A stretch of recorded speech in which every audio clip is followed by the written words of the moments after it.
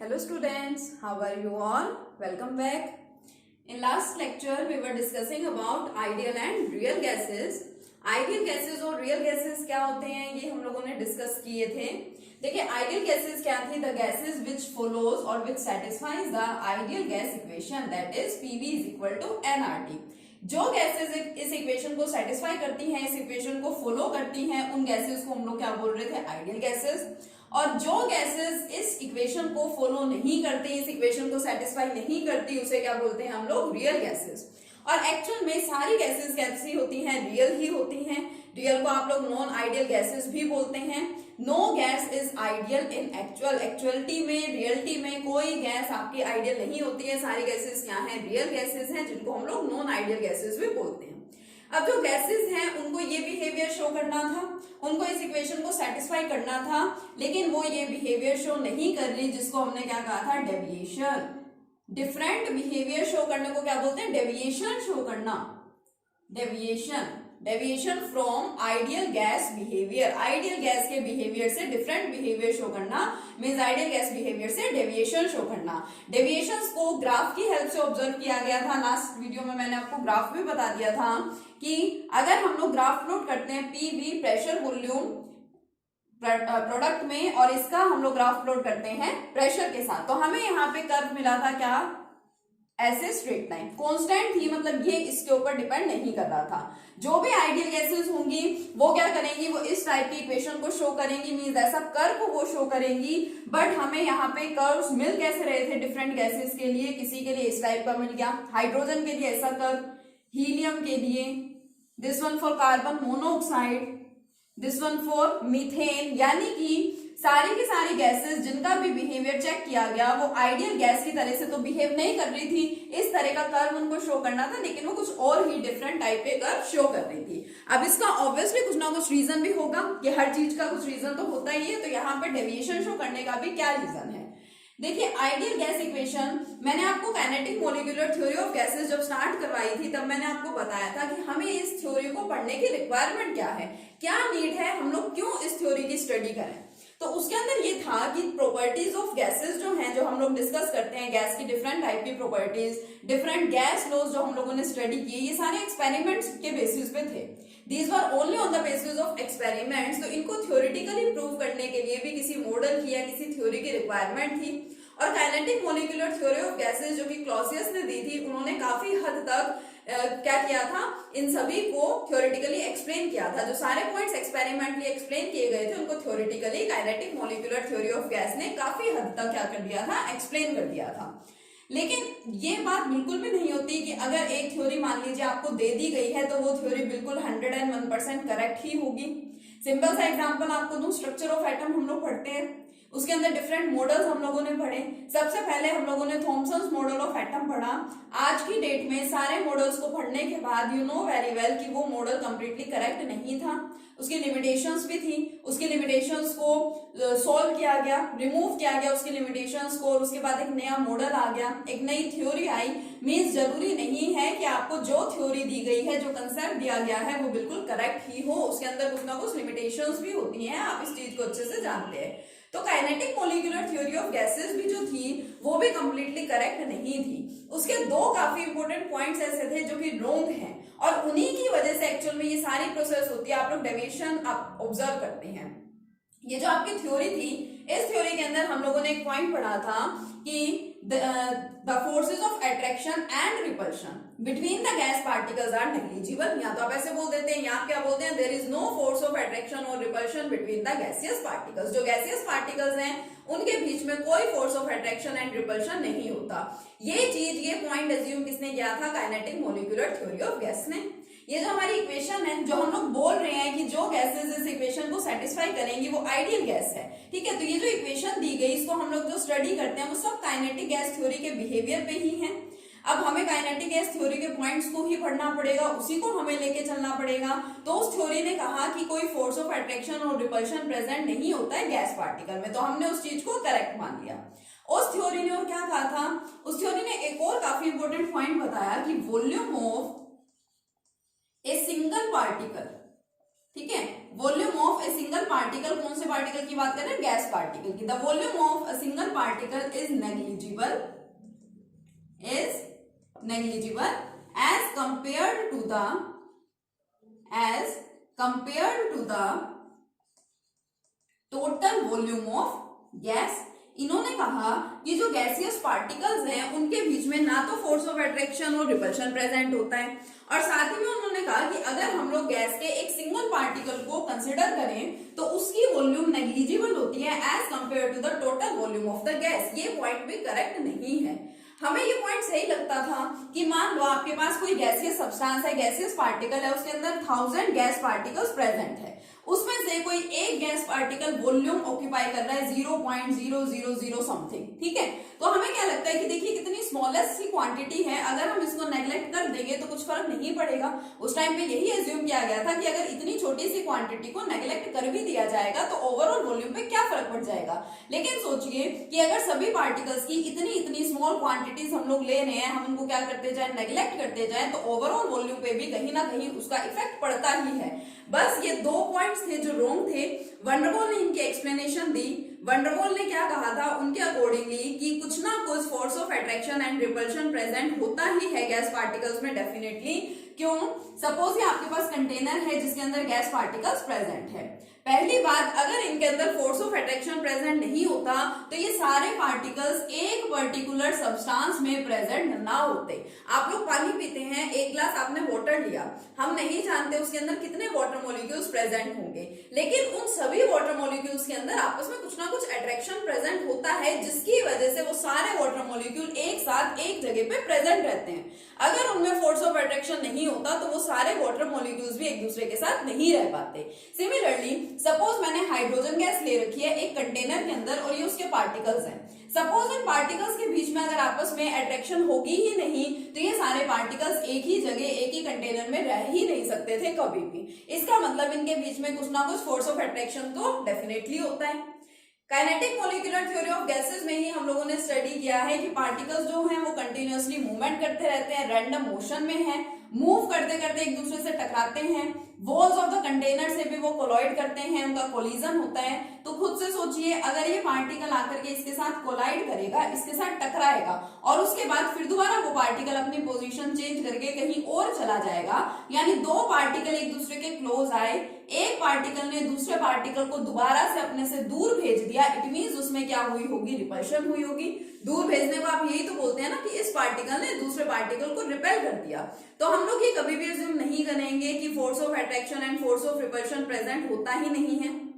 ना ही हम लोग ये बोल सकते हैं कि अगर हम एक सिंगल गैस पार्टिकल को कंसिडर करें और उसकी जो वॉल्यूम है that is negligible as compared to the total volume of gas. नहीं, हर एक पार्टिकल का इक्वल कंट्रीब्यूशन होता है।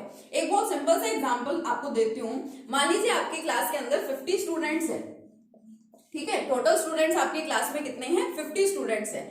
उसमें से मैं आपको कहूं कि जो 49 स्टूडेंट्स हैं वो क्या है, बहुत एक्स्ट्रा ऑर्डिनरी, बहुत ज्यादा इंटेलिजेंट स्टूडेंट हैं, और एक स्टूडेंट कैसा है बेचारा, थोड़ा सा एवरेज है वो, ठीक है, बाकी सारे एक्स्ट्रा ऑर्डिनरी हैं और एक क्या है, एवरेज है। लेकिन अगर हम लोग ओवरऑल स्ट्रेंथ की बात करें कि 50 है तो 50 मतलब इन दोनों को मिलाकर के 50 हुई है। सारे टाइप के स्टूडेंट्स उसमें क्या कर रहे हैं, कंट्रीब्यूट कर रहे हैं। हम किसी एक को इसके अंदर नेग्लेक्ट नहीं कर सकते, चाहे ये स्टूडेंट कैसा भी हो, चाहे ये वीक हो, एवरेज हो, एक्स्ट्रा ऑर्डिनरी हो, सुपीरियर हो, हमें इसको भी कंसिडर करना ही पड़ेगा। तभी तो हम लोग टोटल स्ट्रेंथ को वहां पे देख पाएंगे कितनी टोटल स्ट्रेंथ है। तो यहाँ पे भी किसी पर्टिकुलर एक वॉल्यूम को, एक पार्टिकल की वॉल्यूम को हम लोग यहाँ पे कभी भी नेग्लेक्ट नहीं कर पाएंगे। तो वैन डर वाल ने ये जो रॉन्ग अजम्पशंस थे, रॉन्ग पॉइंट्स थे kinetic molecular theory of gases के, इसको एक्सप्लेन किया और इन्हीं बेसिस पे उन्होंने एक इक्वेशन दी। इस इक्वेशन को क्या बोला जाता है, आइडियल गैस इक्वेशन की। आइडियल गैसेस इस इक्वेशन को फॉलो करेंगी, सेटिस्फाई करेंगी। सिमिलरली वैन डर वाल्स ने क्या किया, एक इक्वेशन दी रियल गैसेस के लिए। उनके अकॉर्डिंगली जो गैसेस रियल हैं, जिनको हम लोग रियल गैस बोलते हैं या नॉन आइडियल गैसेस बोलते हैं, वो गैसेस इस इक्वेशन को सेटिस्फाई करेंगी।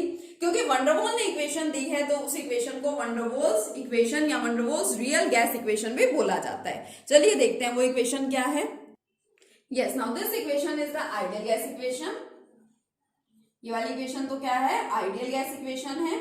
और अगर बात करें रियल गैस इक्वेशन की तो देखिए real gas equation real gas equation क्या है? इक्वेशन देखिए, P plus AN² upon B square V minus NB is equal to nRT, which is also known as the van der Waals equation. देखिए PV is equal to nRT, हम लोगों ने n ले रखा है, यानी we are considering the n moles of gas. हमें नहीं पता गैस के कितने मोल हैं, तो हम लोगों ने n कंसिडर किए थे. यहाँ पे भी n का मतलब क्या है? Number of moles. यहाँ पे भी, यहाँ भी और यहाँ भी. अगर हम लोग 1 मोल को कंसिडर कर रहे हैं तो ये सारे जो आपके n है वो हट जाएंगे, ठीक है. लेकिन हम लोग n मोल्स को कंसिडर कर रहे हैं, इसलिए मैंने ये लिखा है P plus AN² upon B square V minus NB is equal to nRT. लिख देती हूँ मैं यहाँ पे 4 n moles of gas. Gas के कितने मोल्स हैं? यहाँ पे n मोल्स हैं. अब इसमें देखिए बाकी जो आपकी P, V, N, RT ये सारी टर्म्स तो वही है जो इसमें थी. Pressure, volume, number of moles, gas constant which is also known as the universal gas constant, जिसकी डिफरेंट वैल्यूज होती हैं. प्रेशर और वॉल्यूम की यूनिट्स के बेसिस पे हम लोग डिफरेंट वैल्यूज आर के सिलेक्ट करते हैं कि इस पर्टिकुलर एग्जांपल में हम लोग क्या वैल्यू लें, ठीक है. टी का मतलब क्या है? यहाँ पे टी स्टैंड्स फॉर टेम्परेचर. लेकिन यहाँ पे दो नई चीजें इन्होंने इंट्रोड्यूस की. van der Waals ने जो इक्वेशन दी इसके अंदर दो नई टर्म्स आई हैं A and B. Now what are these small a and small b? These are the constants. Collectively these are known as the van der Waals constant. इनको हम लोग क्या बोल सकते हैं? van der Waals constant बोल सकते हैं. लेकिन van der Waals ने क्या किया? इन दोनों के बारे में अलग अलग एक्सप्लेनेशन की. इन्होंने कहा कि A is known as the attraction coefficient. इन्होंने कहा A क्या है? attraction coefficient है, या उसको हम लोग attraction constant भी बोल देते हैं.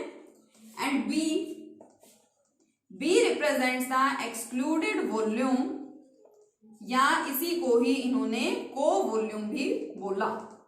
Small a represents the attraction coefficient और अट्रैक्शन कांस्टेंट बोल सकते हैं. Small b represents the excluded volume और को वॉल्यूम. जो small a and small b है इनकी वैल्यू पर्टिकुलर गैस के लिए कांस्टेंट होती है. अगर मैं बात करूं कार्बन डाइऑक्साइड तो उसके लिए इनकी वैल्यू कुछ और है. मैं बात करूं अमोनिया तो उसके लिए इनकी वैल्यू कुछ और है. एक पर्टिकुलर गैस के लिए इन कांस्टेंट्स की वैल्यूज क्या रहती है? हमेशा कांस्टेंट रहेगी. अट्रैक्शन कोफिशिएंट और कांस्टेंट के नाम से पता चल रहा है attraction. Kinetic molecular theory of gas ने कंसीडर किया था कि कोई force of attraction and repulsion नहीं होता है पार्टिकल्स में, गैस के पार्टिकल्स में. लेकिन van der Waals ने उसको करेक्ट करते हुए क्या कहा कि उनके अंदर कुछ ना कुछ अट्रैक्शन ऑब्वियसली प्रेजेंट होता ही है. तो उसके लिए उन्होंने कांस्टेंट रिप्रेजेंट किया, that is known as the attraction coefficient और अट्रैक्शन कांस्टेंट. वॉल्यूम को नेग्लिजिबल माना गया था. एक सिंगल पार्टिकल की वॉल्यूम को नेग्लेक्ट कर दिया गया था as compared to the total volume of the gas in kinetic molecular theory of gases. लेकिन van der Waals ने ये भी कहा कि हर एक पार्टिकल क्या करता है? इक्वली कंट्रीब्यूट करता है वॉल्यूम को फाइंड आउट करने में, वॉल्यूम को डिटरमाइन करने में. तो जो उन्होंने सेकंड कांस्टेंट दिया small b, it is related to that volume जिसको उन्होंने बोला है एक्सक्लूडेड वॉल्यूम और को वॉल्यूम. ठीक है. अब ये जो आपके small a and small b हैं ये दोनों के दोनों क्या हैं? कांस्टेंट्स हैं. लेकिन इनकी कुछ यूनिट्स भी होती हैं. जैसे कैपिटल R क्या है? गैस कांस्टेंट है, इसकी यूनिट होती है. अगर आप वैल्यू ले रहे हैं 0.0821 तो उसकी यूनिट क्या है? लीटर एटमॉस्फेयर पर केल्विन पर मोल.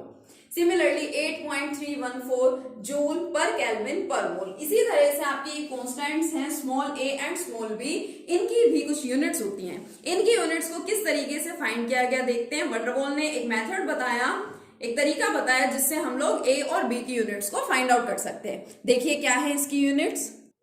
देखिए इक्वेशन है. इक्वेशन के अंदर इन्होंने थोड़ा सा मॉडिफिकेशन किया एक्सप्लेन करने के लिए जस्ट कॉन्स्टेंट्स को, ठीक है, उनकी यूनिट्स को फाइंड आउट करने के लिए. इन्होंने पहले फर्स्ट टर्म ली. फर्स्ट टर्म में यहाँ पे क्या है? P plus AN² upon B square. इन्होंने क्या किया? प्लस की जगह इन्होंने क्या ले लिया? P equal to AN² upon B square, क्योंकि इनको A की यूनिट चाहिए थी इसलिए इन्होंने इसको रिलेट किया इस तरीके से. और फर्स्ट टर्म में स्मॉल a प्रेजेंट है इसलिए इन्होंने फर्स्ट टर्म ली.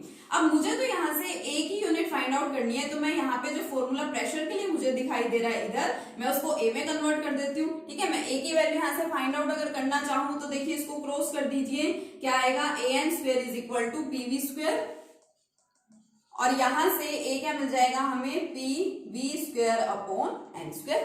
अब P क्या है? प्रेशर है, V वॉल्यूम, N मोल. सभी की यूनिट हम लोगों को पता है. प्रेशर की यूनिट एटमॉस्फेयर ले लेते हैं वॉल्यूम की यूनिट क्या ले लेते हैं, लीटर ले लेते हैं, एंड नंबर ऑफ मोल्स को हम लोग मोल से रिप्रेजेंट करते हैं, जिसको MOL लिख दिया जाता है। तो इसकी यूनिट क्या हो जाएगी, देखिए, so unit of a, small a यानी अट्रैक्शन कोफिशिएंट और अट्रैक्शन कांस्टेंट की यूनिट क्या हो जाएगी, प्रेशर की यूनिट एटमॉस्फेयर, वॉल्यूम की unit litre square and mole two inverse, it is the unit of small a. Very simple it is. Now what about small b, that is excluded volume और co volume. इसके लिए इन्होंने second term ली और उसमें क्या है, V is equal to NB।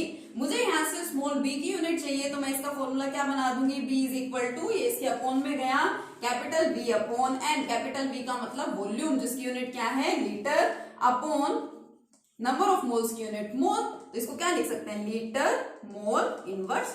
तो ये दोनों क्या है, देखिए, small a and small b constants की हम लोगों को क्या मिल गई, यहाँ से यूनिट्स मिल गई। कितना सिंपल था। इन यूनिट्स को अगर आप लोग चाहें तो मिलीलीटर, डेसीमीटर्स, इनके अंदर और बाकी टर्म्स में आप इसको कन्वर्ट करना चाहें तो कर सकते हैं। ठीक है, इतना कंसेप्ट बिल्कुल अच्छे से स्टडी करेंगे, नोट्स इनके साथ साथ में प्रॉपर मेंटेन रखेंगे सभी स्टूडेंट्स। Okay, thank you.